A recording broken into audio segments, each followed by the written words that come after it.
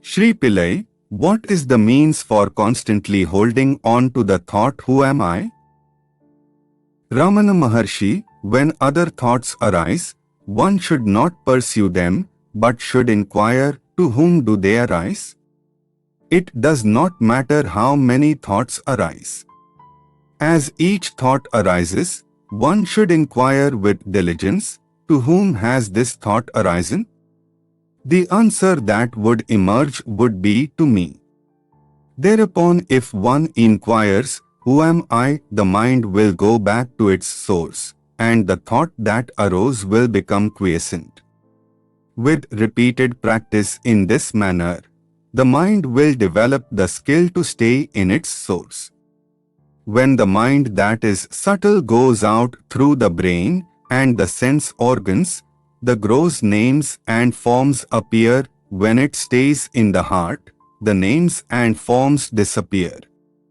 Not letting the mind go out, but retaining it in the heart is what is called inwardness, andharmukha.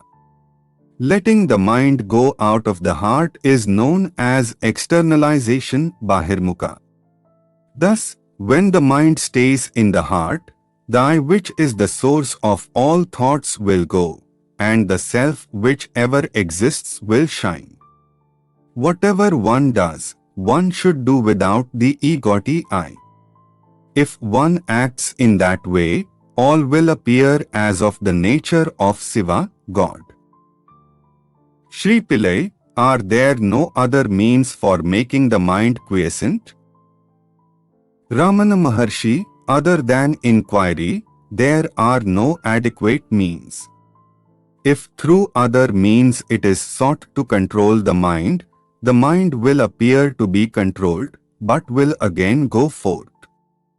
Through the control of breath also, the mind will become quiescent, but it will be quiescent only so long as the breath remains controlled, and when the breath resumes, the mind also will again start moving and will wander as impelled by residual impressions. The source is the same for both mind and breath. Thought, indeed, is the nature of the mind. The thought I is the first thought of the mind, and that is egoti. It is from that whence egoti originates that breath also originates.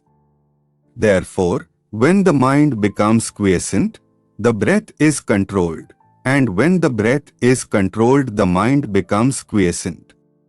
But in deep sleep, although the mind becomes quiescent, the breath does not stop. This is because of the will of God, so that the body may be preserved and other people may not be under the impression that it is dead.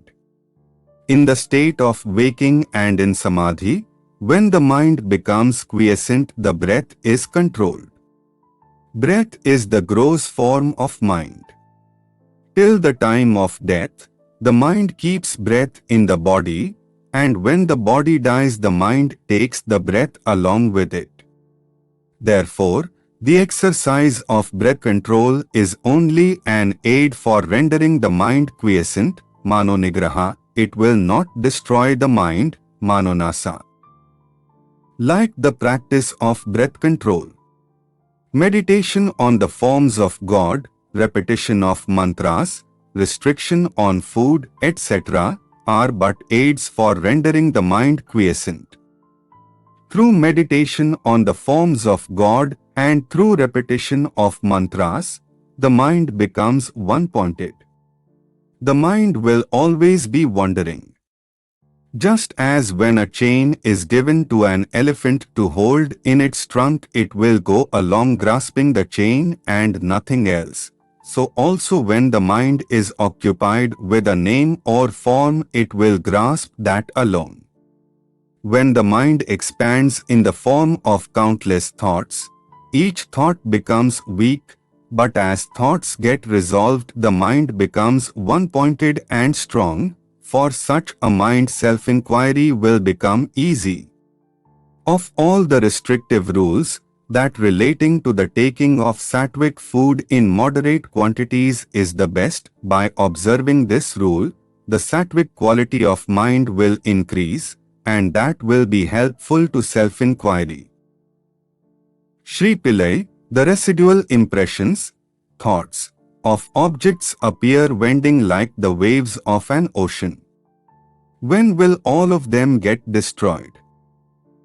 Ramana Maharshi, as the meditation on the self rises higher and higher, the thoughts will get destroyed. Sri Pillai, is it possible for the residual impressions of objects that come from beginning less time, as it were, to be resolved, and for one to remain as the pure self? Ramana Maharshi, without yielding to the doubt, is it possible or not, one should persistently hold on to the meditation on the self. Even if one be a great sinner, one should not worry and weep, "Oh, I am a sinner, how can I be saved?" One should completely renounce the thought "I am a sinner" and concentrate keenly on meditation on the self, then one would surely succeed. There are not two minds, one good and the other evil, the mind is only one. It is the residual impressions that are of two kinds, auspicious and inauspicious. When the mind is under the influence of auspicious impressions, it is called good, and when it is under the influence of inauspicious impressions, it is regarded as evil. The mind should not be allowed to wander towards worldly objects and what concerns other people. However bad other people may be, one should bear no hatred for them. Both desire and hatred should be eschewed. All that one gives to others, one gives to one's self. If this truth is understood, who will not give to others? When one's self arises, all arises. When one's self becomes quiescent, all becomes quiescent. To the extent we behave with humility, to that extent there will result good. If the mind is rendered quiescent, one may live anywhere. Sri Pillai, how long should inquiry be practiced? Ramana Maharshi, as long as there are impressions of objects in the mind, so long the inquiry, "Who am I?" is required. As thoughts arise, they should be destroyed then and there in the very place of their origin, through inquiry.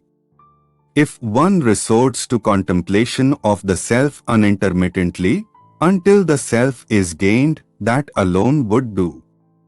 As long as there are enemies within the fortress, they will continue to sally forth. If they are destroyed as they emerge, the fortress will fall into our hands.